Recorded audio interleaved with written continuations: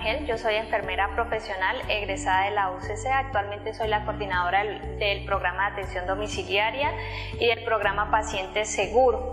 El día de hoy les vengo a hablar del programa de seguridad del paciente y política de seguridad del paciente. Entonces, iniciando por la política de seguridad del paciente de Projection Light, es importante que nosotros la conozcamos, que la vivamos y que la sepamos. ¿Por qué es importante? Porque en cualquier momento cualquier persona se puede acercar a decirnos, bueno, ¿y cuál es la política de seguridad del paciente que tiene su institución? Entonces, la IPS Projection Light tiene como política de seguridad del paciente brindar servicios seguros, óptimos, donde el riesgo de ocurrencia y prevalencia de eventos adversos sea minimizado, a partir de mecanismos de control en el proceso de atención establecidos para las personas involucradas, en este caso la familia, el paciente, los cuidadores o los auxiliares de enfermería que presten los servicios. ¿Qué mecanismos de control tiene? Que involucra pues a la familia y a un grupo interdisciplinario en los procesos de atención, en este caso pues un trabajador social, un médico general, especialista, todo el proceso de rehabilitación, para brindar procesos eficientes y seguros, implementando pues barreras de seguridad eficientes que ayudan a la consolidación de una cultura institucional proactiva, de prevención, de reporte, contribuyendo pues así al aprendizaje organizacional. También tenemos el comité del programa de paciente seguro, o el programa también Paciente Seguro, que es donde se analizan y se verifican pues diversas anomalías que pasan en los procesos de atención, llevando pues al proceso de mejora de la organización. ¿Qué busca el programa de paciente seguro? El programa de paciente seguro de la IPS busca proteger los derechos del paciente, del cliente externo, interno. El externo es pues los usuarios, el interno son cada uno de nosotros los trabajadores, mejorando pues la atención al usuario y garantizando servicios de calidad que prestamos en la institución. ¿Listo? ¿Qué busca el objetivo general pues del programa de seguridad del paciente? Este programa especifica todas las actividades para incentivar, promover y realizar prácticas seguras en la atención de los procesos de salud que mejoren la atención a través del programa de seguridad del paciente. Entonces, tenemos unos objetivos específicos, que es lo de promover, implementar y garantizar. Promover una cultura de seguridad del paciente. ¿Qué es promover? Que cuando nosotros brindemos cada una de nuestras actividades, los procesos de atención, hagamos prácticas seguras, es decir, que conozcamos cómo se deben realizar pues los procesos de atención, que prevengamos pues las caídas, una buena administración de medicamento, que nuestros pacientes no les salgan lesiones por presión, que nuestro paciente no se broncoaspire. ¿Qué hacemos? Pues implementar un sistema de reporte de eventos adversos e incidentes, que ya a medida que vaya dando el proceso de exposición, pues sabemos qué significa cada una de las actividades. Y también garantizar y promover la seguridad de procesos asistenciales, pues implementando prácticas que mejoren la atención, es decir, con el proceso de formación, participación en talleres, en participación en capacitaciones, pues para mejorar los procesos de atención. ¿Listo? También fomentamos a las pacientes y las familias el autocuidado y la seguridad. ¿Por qué? Porque pues ustedes pueden brindar procesos de atención segura, pero si no involucramos pues a la familia no podemos llegar pues a este éxito. Un ejemplo claro, si usted tiene buena técnica de movilización del paciente, buena técnica de traslado, pero si ustedes lo hacen solo, no van a poder cumplir cada uno de los protocolos establecidos, porque lo que es la movilización y los traslados del paciente siempre se hacen a apoyo de la familia. Disminuir la morbimortalidad de los pacientes, es decir, que a través de un evento adverso pues el paciente no se vaya a morir, el paciente no vaya a quedar imposibilitado de ejercer alguna actividad de raíz de una caída o una broncoaspiración. Y pues también disminuir los costos en el sistema de salud asociados pues a la mala práctica o al provocar un evento adverso. Entonces, una falla activa, hablamos de los errores resultantes de las decisiones de las personas que participan en el proceso.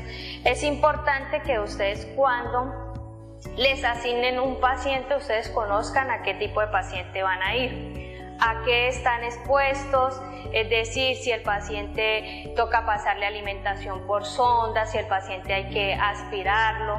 Si es un paciente pues de cuidados básicos, es el paciente que debe atender un cuidador. Si es un paciente que tiene medios invasivos como una traqueostomía o requiere que lo aspiren secreciones, pues la persona idónea para atender este tipo de pacientes pues debe ser una auxiliar de enfermería formada y graduada pues para prestar este tipo de actividades.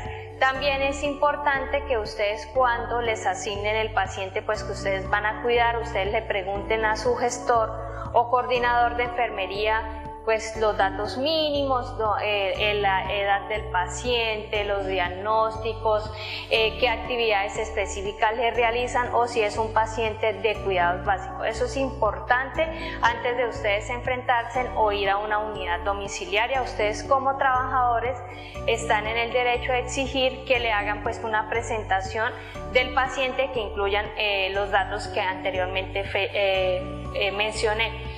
Y todos estamos expuestos a un riesgo, que es la probabilidad de que un incidente o un evento adverso ocurra.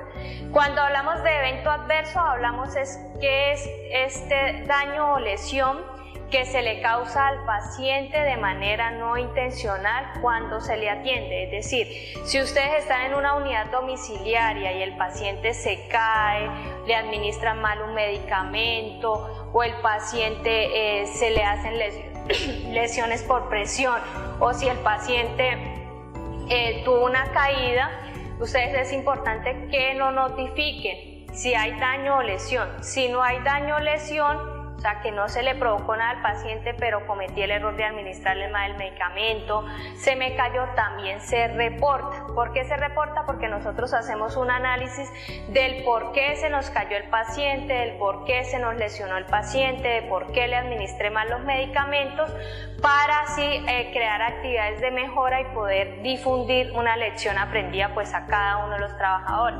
Por eso dice que el evento adverso es un daño o lesión que se le causa al paciente de manera no intencional.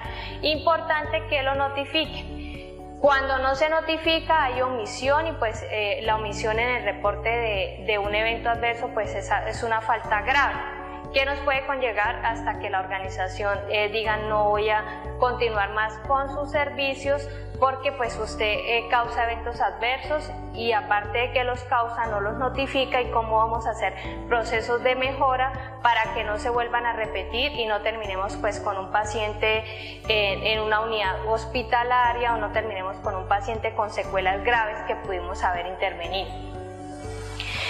¿Qué se quiere en la cultura del reporte? Pues un reporte oportuno, es decir, si a ustedes les pasó algo durante la prestación del servicio, el paciente se me cayó, cualquier eventualidad que sea fuera de lo normal, que le cause daño o lesión al paciente, o que en su momento no le causó, pero le hubiese causado daño o lesión, hay que hacer el reporte. ¿Cómo se hace? Pues el diligenciamiento completo de los datos, donde dice el tipo de evento, las circunstancias y las medidas de mejoramiento para prevenir futuros eventos adversos. Es decir, ustedes reportan y va el grupo interdisciplinario conformado pues en este caso por la gestora de enfermería, la coordinadora de seguridad del paciente y una persona de seguridad y salud en el trabajo, si el evento es por fallas en los soportes de apoyo, para ir a hacer la investigación. ¿Qué es importante? En cada unidad domiciliaria se hacen algo que se llama rondas de seguridad. ¿Qué son las rondas de seguridad? Son actividades que nos ayudan a fortalecer las barreras de seguridad del paciente para evitar de que el paciente le pase una complicación o porque ustedes no tengan los conocimientos, pues se lleven a materializar lo que es el evento adverso. ¿Qué es importante o qué se les revisa a ustedes en estas rondas de seguridad? Si hay una administración de medicamentos segura, es decir, si tenemos actualizado el CARDES de medicamentos, si el CARDES de medicamentos está diligenciado de manera adecuada, es decir, los medicamentos que toma el paciente están relacionados en este CARDES con los horarios de toma, si tienen organizado en la unidad domiciliaria todo lo que es los medicamentos, es decir, en un sitio seguro, limpio, que no esté expuesto a humedad, que ustedes conozcan qué medicamentos toma el paciente, por lo menos para qué sirve, no necesitamos que digan cuál es el mecanismo de acción, sino que si es, por ejemplo, un amlodipino, un losartán, por lo menos para qué sirve, que sea para la hipertensión, si es una furosemida que les ayuda al paciente, para lo que es el equilibrio, la parte del equilibrio hidrolítico, es decir, si nos ayuda para la eliminación del paciente. Entonces, todas estas pautas se revisan en las rondas de seguridad. Prevención de úlceras por presión, es decir, si nosotros tenemos hidratada la piel del paciente, si protegemos las prominencias óseas cuando los acostamos, si hay buen tendido de la cama, si la lubricación de la piel y los cambios de posiciones cada 2 horas. Cuando hablamos de prevención de accidentes y caídas, si nosotros llegamos al domicilio y el paciente tiene un adecuado calzado, no está ni con las babuchas, ni con las chanclas esas plásticas que les quedan más grandes, si el sitio donde se moviliza el paciente es seguro, está libre, objetos, limpio. Lavado de manos segura, si conocemos pues el adecuado lavado de manos, si contamos en nuestra unidad domiciliaria con el afiche o cartel de lavado de manos, si disponemos un sitio para lavarnos las manos. Prevención de broncoaspiración, si cuando estamos alimentando al paciente lo ponemos en una posición adecuada, si la consistencia de los alimentos es de manera adecuada, si esperamos para movilizar el paciente posterior a la ingesta de alimentos. Y cuando hablamos de comunicación efectiva, si hay una buena relación cuidador o enfermero-paciente, paciente-familiar y paciente, pues ya cada uno de los gestores que hay en el programa de enfermería. Esto es importantísimo que nosotros lo conozcamos. Este es el formato de reportes de eventos adversos y complicaciones en salud. Este formatico lo van a encontrar en todos los libros de cuidador y auxiliares de enfermería que diligencian en las unidades domiciliarias. Es decir, cuando ustedes tengan su libro de enfermería van a encontrar este formato. ¿Cuándo se diligencia este formato? Cuando pase un evento adverso o un incidente. Teniendo en cuenta que un evento adverso es el daño o lesión que se le causa al paciente de manera no intencional y el incidente es el que no le pasa ni el daño ni la lesión al paciente, pero que hubo una falla en el proceso de atención. ¿Qué se diligencia? El nombre del paciente, el número de identificación, la fecha de ocurrencia del evento, la hora y la edad, los diagnósticos del paciente, si fue un evento adverso, es decir, si le causó un daño o lesión al paciente, si fue un incidente o si fue una complicación. Complicación hablamos de cuando son asociadas al proceso de salud del paciente. ¿Qué es una complicación? Es decir, por ejemplo, que nosotros coloquemos un anticoagulante y al paciente le salga un hematoma. Es normal que esto aparezca porque pues es el uso normal del medicamento que puede ocasionar, es uno de los efectos secundarios. El evento trazador o posibles causas. ¿Qué es el evento trazador? ¿Qué le pasó al paciente? Que se cayó, que le administré mal el medicamento, que le salió una lesión por presión o una escara, pero ya no se dice escara, se dice lesión por presión, o que el paciente se fracturó. ¿Qué posibles causas me llevaron a ese evento trazador? Descripción del evento debe ser de manera cronológica, que es importante que ustedes diligencien esto como cuando uno le están enseñando a leer. Entonces, ustedes van a colocar ahí, siendo las tales horas, me encontraba en la unidad domiciliaria de Pepito Pérez. Al movilizar el paciente lo hice sin apoyo del familiar o con el apoyo del familiar. Al movilizarlo perdí la estabilidad y el paciente se cayó, ocasionándole lo que le pasó. El examen o hallazgo es qué le pasó al paciente, si se laceró, si se fracturó o simplemente se cayó y no le pasó nada. La conducta inmediata a seguir, pues siempre que hay un evento adverso, pues si el paciente se cayó, pues hay que brindarle los primeros auxilios. Si el paciente le administró mal el medicamento, hay que notificar al jefe inmediato. Siempre la conducta inmediata a seguir son los primeros auxilios que le brindamos nosotros al paciente y la notificación al jefe inmediato. Ustedes diligencian este formato y le envían una fotico al jefe inmediato, el nombre de quien reporta y la firma. ¿Listo? Es importante que nosotros conozcamos cómo lavarnos las manos. Para eso pues se va a hacer un taller que incluye la aplicación de los 11 momentos del lavado de manos que los establece la Organización Mundial de la Salud. Listo, entonces, y vamos a hablar de los 10 correctos de la administración de medicamentos en una actividad que se va a realizar en la sopa de letras, buscando pues cada uno de los valores que tenemos acá, y así nos vamos a aprender cuáles son los 10 correctos en la administración de medicamentos. Dentro de la seguridad del paciente tenemos algo supremamente importante, que es la prevención de caídas con el paciente. A veces nosotros pensamos que el paciente más difícil es aquel paciente que está postrado, que está acostado, pero resulta que este no es el paciente más difícil. El paciente más difícil es nuestro paciente que medianamente es funcional, es decir, que controla la sedestación, o sea, que controla estar sentado, y que controla la bipedestación, que controla estar de pie. ¿Listo? La prevención de caídas en el adulto mayor pues busca reducir los factores de riesgo y fomentar medidas eficaces para prevenir la caída en los adultos mayores. Y a fin con disminuir pues el número de personas que sufren la frecuencia y la gravedad de las lesiones que producen. Es supremamente importante tener en cuenta esto, porque si se nos cae un adulto mayor es catastrófico. Es como cuando se nos cae un niño. ¿Por qué? Porque pues las estructuras óseas de ellos pues ya a medida que va pasando el tiempo pues se van deteriorando, y pues si producen un golpe pues previenen daños casi que severos. Entonces los roles y responsabilidades del cuidador.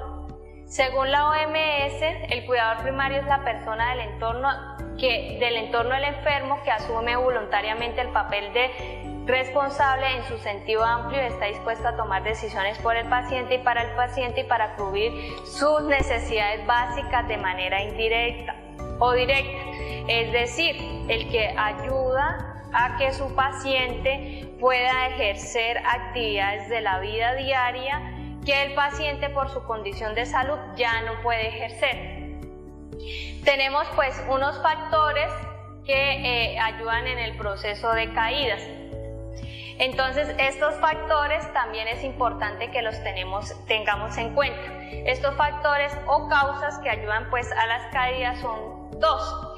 Llamamos de causas extrínsecas, que cuando hablamos de extrínsecas hacemos parte externa, y de causas intrínsecas hacemos parte interna. Es decir, para que un paciente sufra una caída tenemos dos causas, las extrínsecas y las intrínsecas. Las extrínsecas hacen parte del entorno y las intrínsecas del paciente. Entonces, cuando hablamos de causas que se nos cae el paciente que son del entorno, tenemos 4 ítems. La iluminación insuficiente, es decir, el paciente no tenía una buena iluminación, se levantó, el cuidador estaba haciendo un turno nocturno, no prendimos la luz y el paciente se nos cayó. Los suelos deslizantes, mojados o irregulares, esto también ayuda a deslizante, es decir, si ustedes ven que en la unidad domiciliaria su familia está haciendo aseo, no podemos ponernos a transitar el paciente por el piso mojado, debemos esperar postergar las actividades y posteriormente a eso pues hacer las actividades con el paciente. El desorden, si hay mucho desorden, objetos tirados en el piso, si hay muchos obstáculos o muchas cosas alrededor, si la silla de ruedas está dañada, si las sillas mecedoras no se recomiendan utilizar, o si el mobiliario está en mal estado, o sea, si donde vamos a sentar el paciente, donde vamos a que el paciente está en mal estado, pues se puede averiar y el paciente se puede caer. Y las causas intrínsecas podemos hablar de la edad del paciente, es decir, si ustedes levantan un paciente cuando lo vayan a cambiar de sentado o de pie, hay que esperar un tiempo para empezar la rotación del paciente. Las patologías del paciente, es decir, ya por su condición, que tenga una demencia, un Parkinson, no permite pues que él pueda controlar la bipedestación o estar bien de pie o mantenerse estático. La medicación, pues algunos medicamentos provocan somnolencia, algunos otros medicamentos también provocan la pérdida del equilibrio. Si la actividad física, es decir, si el paciente no es autónomo para hacer actividad física, pero sin embargo insiste. Y la hipotensión postural, es decir, cuando vayan a cambiar el paciente de un lado a otro hay que esperar un tiempo para continuar la otra actividad porque pues esto puede generar hipotensión. Listo, entonces en la siguiente diapositiva vamos a ver el cuidado relacionado a la prevención de caídas. Estar informados sobre el riesgo de caída en adultos mayores y las acciones de prevención, que es lo que estamos haciendo. Tener en cuenta que se necesitan barandas en la cama de la persona con riesgo, deambulación indicada por médico tratante y supervisada por el profesional que corresponda, timbre de enfermería o campana accesible al paciente, es decir, si estamos en una unidad domiciliaria y de pronto ustedes van a hacer otra actividad, es decir, no podemos dejar el paciente solo, pero si de pronto necesitamos ir a llevar la ropa del paciente, ir a recoger objetos de higiene del paciente, siempre decirle al paciente, no vaya a hacer ninguna actividad, espere que yo venga y posteriormente eso lo hacemos. Si de pronto en la noche no se presta el servicio, siempre se le recomienda al paciente que cuente con un pito o una campana que él pueda llamar para que lo asista, porque pues ya por su condición de salud no lo puede hacer solo. La luz nocturna encendida, si el paciente está medianamente consciente pero tiene dificultades para la movilización, siempre es importante que se tenga una lamparita si no tiene alterada la vigilia del sueño, para que el paciente pueda llamar. El acompañamiento permanente en el caso que sea necesario, es decir, siempre debemos estar acompañando al paciente. Nuestro rol fundamental es el acompañamiento en todas las actividades. Si ustedes por alguna circunstancia lo dejan solo, tienen que decirle al familiar del paciente: doña Pepita, voy a ir a hacer tal actividad, por favor acompañe al paciente o en su hora de almuerzo, ¿listo? Motivar al paciente para cumplir las recomendaciones que ya les decía, informar a las acciones de prevención a otras personas que realicen el acompañamiento del paciente, es decir, que ustedes eduquen la familia, y informar a otras personas si el paciente se queda solo por algún motivo. Esto es importante que lo tengamos en cuenta, ¿listo? Gracias.